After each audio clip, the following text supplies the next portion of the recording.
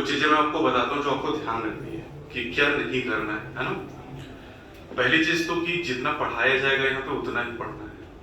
फालतू में कोई यूट्यूब नहीं देखना है कि जाके यहाँ पे पढ़ा फिर कहा चलो और कहीं से ज्ञान ले लेते हैं। देखो मैंने भी तैयारी की, सर ने भी तैयारी की और हम लोग सेलेक्ट हुए कि एमसी से MBBS किया हम लोगों ने। और मेरा 2010 बैच है। 2010 में तुम लोग सोचो किस क्लास में रहे हो? किस क्लास में थे? नर्सरी में रहे हो। जब तुम नर्सरी में थे ना तब हम MBBS कर रहे थे, तो इसका मतलब काफी लंबा समय हो गया है।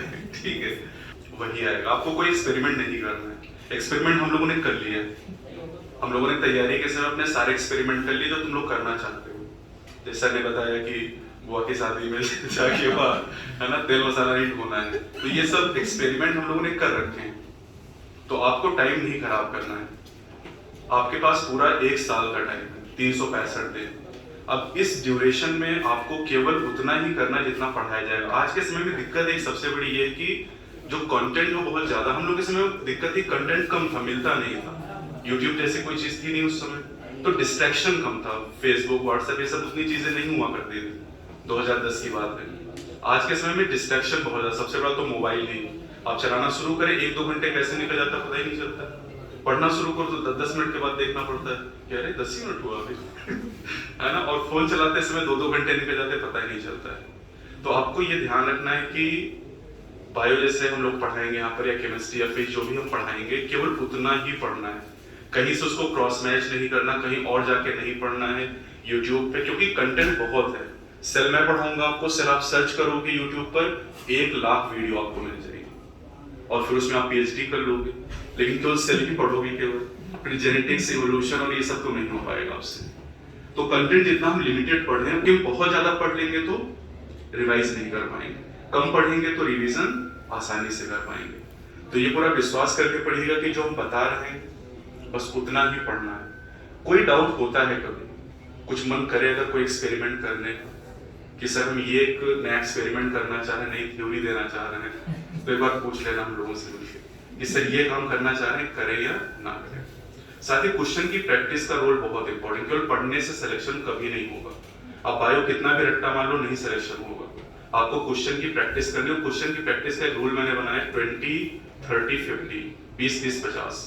20 क्वेश्चन फिजिक्स के रोज कर लो, 30 क्वेश्चन केमिस्ट्री के रोज कर लो, 50 क्वेश्चन बायो के रोज कर लो।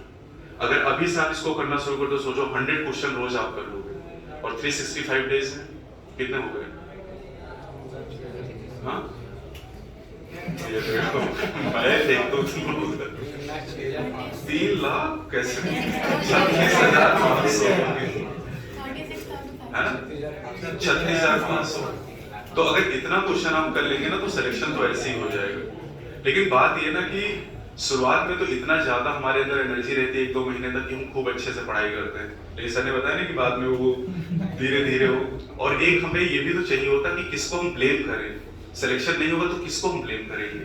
खुद को तो करेंगे नहीं कि हमारी गलती होगी। हम क्या बताएंगे? कोचिंग या टीचर का किसी का नाम लगा देंगे। तो ये सब चीजें नहीं करनी है, ठीक है। तो पहली चीज जो ध्यान रखनी है कि कंटेंट को लिमिटेड रखना है। जितना कोचिंग में पढ़ाया जाएगा उतना ही पढ़ना है। समझ में नहीं आ रहा है तो 10 बार आप टीचर से मिलके पूछिए, लेकिन और कहीं से पढ़ाई करने की कोशिश मत करिए। मल्टीपल रिसोर्स मत यूज करिएगा। केवल एक सिंगल रिसोर्स जो यहाँ पढ़ाया जाता है बस वही यूज करना है। क्योंकि 10 चीजें आप पढ़ तो लोगे अभी शुरुआत में, क्योंकि आपके पास कंटेंट बहुत कम होगा, लेकिन आप रिवाइज नहीं कर पाओगे। तो मल्टीपल रिसोर्सेज नहीं यूज करने, केवल एक जो यहाँ पर बताया जा रहा है केवल उतना ही आपको करना है।